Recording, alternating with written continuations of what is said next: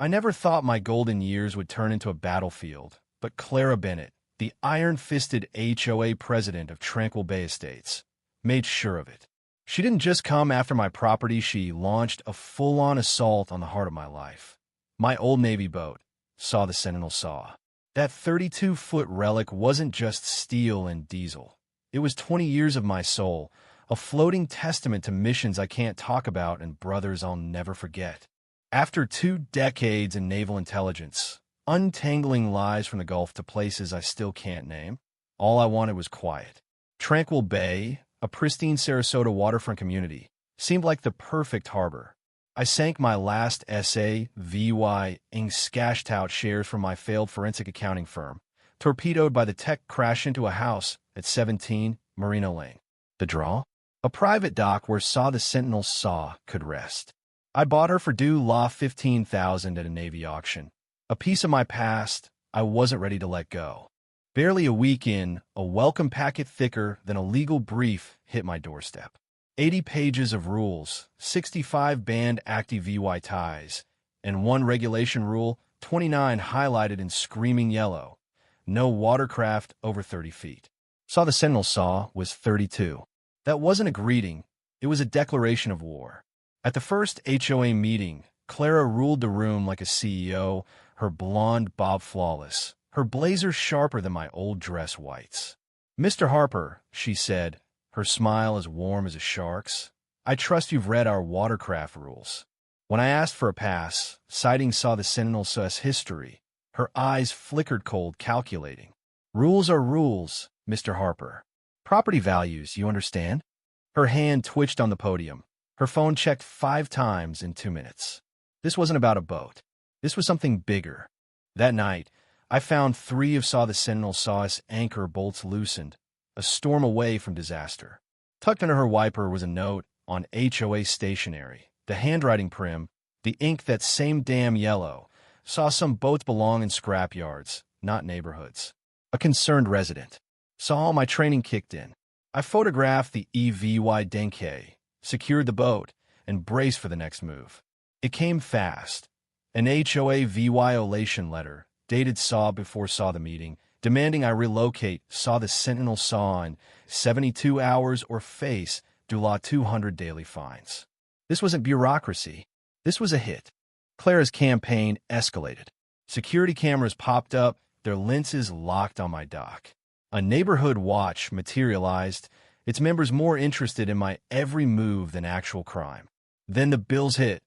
A DULA 900 dock inspection, only I had to pay. A DULA 1,500 waterway compliance study, just for me. A DULA 2,500 insurance hike for owning a boat 2 feet too long.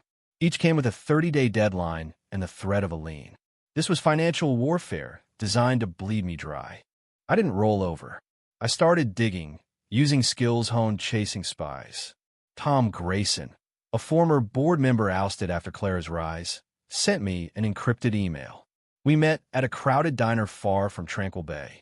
She was all smiles when she arrived 2 years ago. He whispered. Cookies, book clubs, the whole act. Then she's president, and it's like a switch flipped. Fired our accountants, rerouted the bank accounts. I asked for records and was gone in a week. Red flags waved.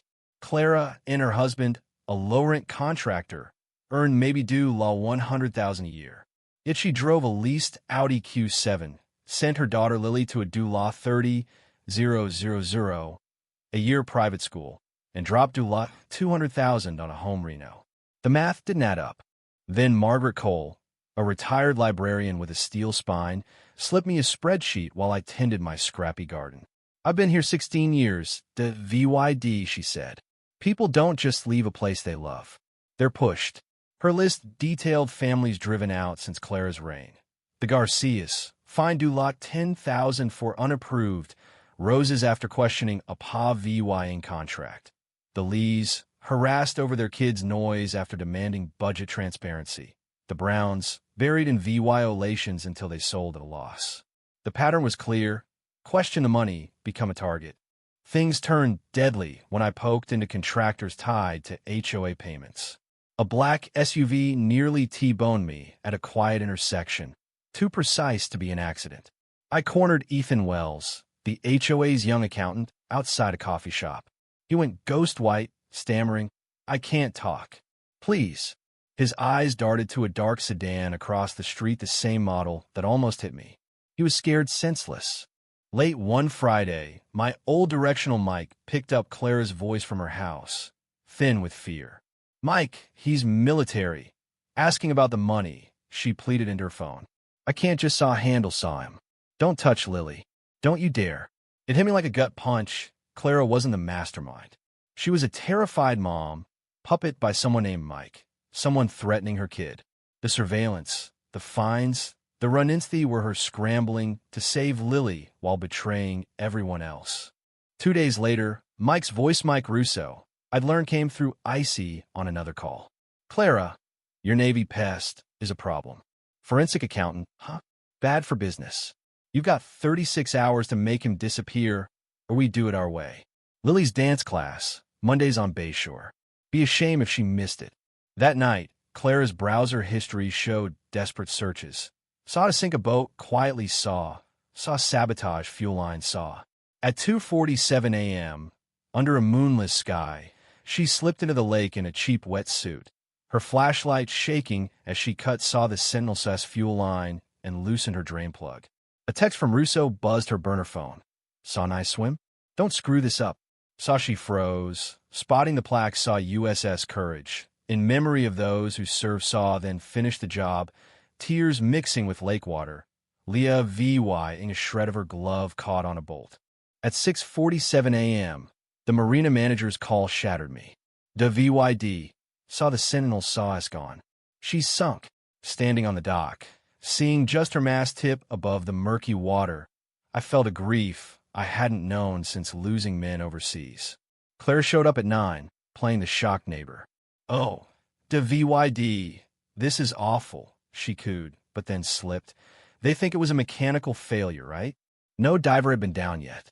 My alarm screamed. 3 days later, the salvage team confirmed sabotage, a slashed fuel line, a loosened plug, and that glove fragment. The insurance guy called it vandalism, but I knew it was a calculated strike to break me. Then Ethan messaged me on LinkedIn, begging to meet at a Starbucks. He was a wreck, confessing how Clara had bailed him out of a $50,000 crypto debt, then used it to trap him. "She's got recordings of me signing blank forms," he whispered. "She filled them in later payments to fake companies. I'm the fall guy if this blows up." He choked out the number. $800,000 stolen from Tranquil Bay in 2 years. I tailed Clara. Every Monday, she VY cited Russo Construction, a nondescript office near a mall, staying exactly 40 minutes. Fridays, she hit Tampa's warehouse district, her trips smelling of shady deals. My PI contacts dug into Mike Russo. His company grossed $2.5 million a year, odd for a small outfit tied to cash-heavy businesses like laundromats. He was on federal watch lists for money laundering, with 3 investigations derailed by lost EVY Denke. His $1.4 million waterfront home and yacht screamed dirty money. The scheme was textbook. HOA funds funneled through phantom vendors to Russo's accounts, then laundered via real estate under Clara's maiden name shell company. They bought $3 million in properties with our money. Ethan tipped me off. Russo's IT guy was set to wipe the HOA servers that night. Using Ethan's misplaced keycard, I slipped into the community center after dark, copying ledgers and emails onto a drive just as headlights swept the lot. Days later, my mic caught Russo at his office. "Clara, this Harper guy's trouble. Military, financial detective. He'll tie the HOA to our properties. Sinking his boat won't stop him. We need him gone." Clara's voice cracked, insisting she'd handled it. Russo's laugh was pure venom. "He won't quit. We'll make him." The psychological war hit hard. Fake letters called me erratic, dangerous. Anonymous HOA portal posts accused me of insurance fraud. An email blast hinted at my unstable veteran mindset, implying I was a threat. Ethan forwarded Clara's chilling plan. Spread rumors I saw the Sentinel saw myself. Pile on fake complaints. Hit me with targeted assessments. Then sue me into bankruptcy. I was up against a crime syndicate, not just a rogue HOA. I met Special Agent Laura Kane at a truck stop off I-75, handing over my EVY Denke. Recordings, financials, surveillance logs. "Duh VYD," she said. "We've been after Russo for months, but your HOA angle is the missing piece. Keep Thursday's meeting on track. We'll have agents in place." Wednesday night, I rallied my allies at Margaret's house. Sophia Morales, fined for her kids' laughter. James Carter, an engineer who'd flagged fake invoices. Anna Lynn, harassed over her garden. And Carl Brooks, a vet nearly bankrupted by liens. We planned to confront Clara with pointed questions, forcing her to slip on record. The Thursday meeting was a tinderbox 130 people in a room built for 80. Russo's enforcer, Tony the Ghost Vega, loomed in the back, his stare like a blade. Clara took the podium, her composure fraying. She struck first, painting me as a con man with fake photos of me, near saw the Sentinel saw the night she sank, forged emails about insurance scams, and anonymous claims of my threats. A woman I didn't know stood, voice shaking. "Mr. Harper, isn't it true your old firm faced lawsuits for fraud?" The room buzzed. Vega smirked. I stayed calm. "Ma'am, that's a convenient lie, likely planted for tonight. My firm closed cleanly. Check the records, there's nothing." I turned to Clara. "Thanks for mentioning EVY Denke, Clara. I've got some too." I projected invoices. Dulaw 14,000 to a non-existent landscaping firm. Dulaw 9,000 to a consultant at a strip mall. Margaret stood. "My husband was a CPA. I've tracked this fraud for months." Tom, Sophia, James each added their piece. The room boiled. "How much did she steal?" someone yelled. I played the recording, Clara's voice. "I handled the boat like you asked," and Russo's, "cleaning money through properties. Harper won't quit." The crowd erupted. Clara collapsed against the podium, sobbing. "You don't understand," she screamed, pointing at Vega. "Mike Russo threatened Lily her school, her dance classes. I had no choice." Her confession spilled out, raw and broken. Agent Kane's voice sliced through. FBI freeze. Undercover agents materialized, badges flashing, cuffing Vega and his lackey in seconds. Clara was led away, still crying, as Kane announced Russo's simultaneous arrest. The fallout was staggering. Russo's empire had bled Dulaw $16 million from 14 HOAs across Florida, Georgia, and Alabama. The worst hit came later. Ben Travis, the prior treasurer, hadn't died in a car crash. His brake lines were cut after he sniffed out Russo's scheme. Ben and I had served on the SAW USS Courage Saw together, a bond one hadn't known until Agent Kane showed me a photo from his safety deposit boxes, grinning in dress whites. This fight was for him.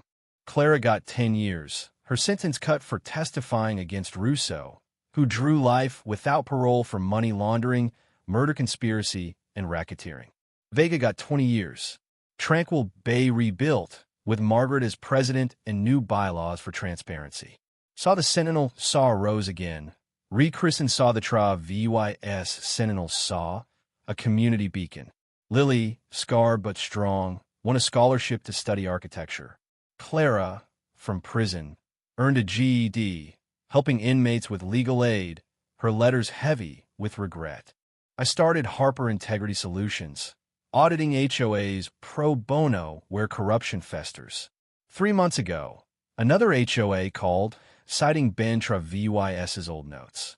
The fight's not over. Tranquil Bay taught me the real battles are in our backyards for our community's souls. When Saw the Sentinel Saw sank, it didn't end, it pulled us together, stronger. So what do you think? Was Clara a VY Lane or a VY Tim? Should she have fought Russo harder, or was protecting Lily her only choice? Could you forgive someone who sank your life's treasure to save their own? Drop your thoughts below, hit that like button, and subscribe if you got more stories where truth hits harder than fiction.